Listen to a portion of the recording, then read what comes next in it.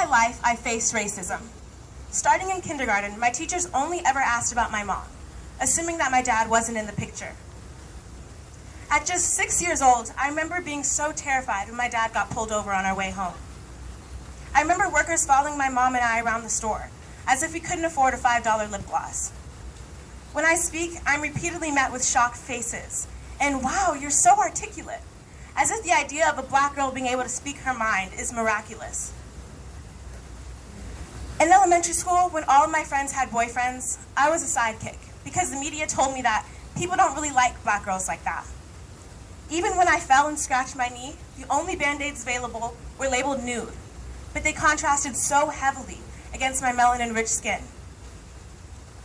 I can't forget being called a racial slur, even in Spain, for declining unwanted advances. Systemic racism is a huge problem in the US and worldwide. We're all standing here today to show our support of the Black Lives Matter movement.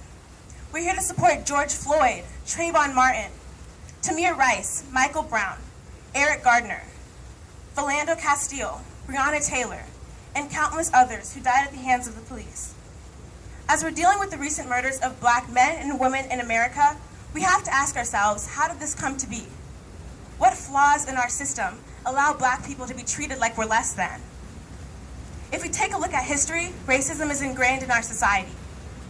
In the 1787 Constitutional Convention, as a compromise between the racist South and progressive North, it was decided that black people were considered to be 3/5 of a person.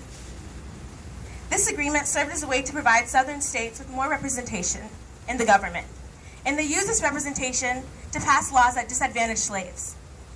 Despite unfair politics, brutal attacks, lynchings, and murders, slavery was abolished.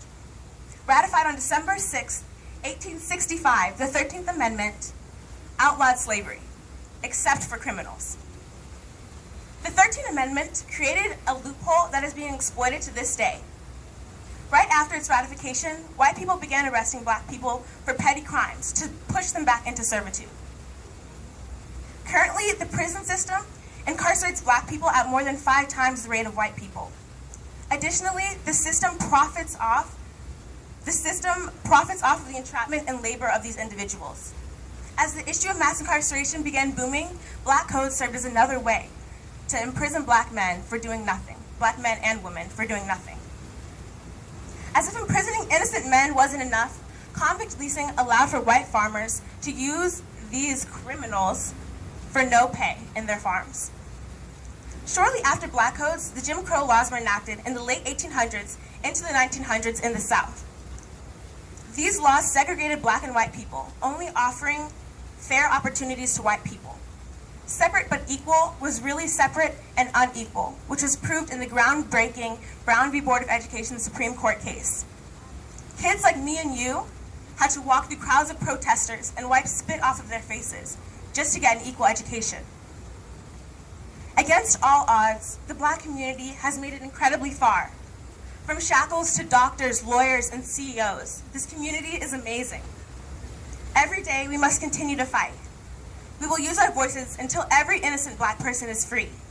We will use our voices until the prison system that was never built for us is reformed. We will use our voices until as a people, we can all have equal opportunity to be successful. I will keep fighting until progress is made. I will keep fighting until every black life matters. We all have the incredible opportunity to make a difference. This new generation is inspiring. We've united to protest gun laws, to fight climate change, and for countless other causes. Let us continue to unite in the fight for black lives. Thank you so much.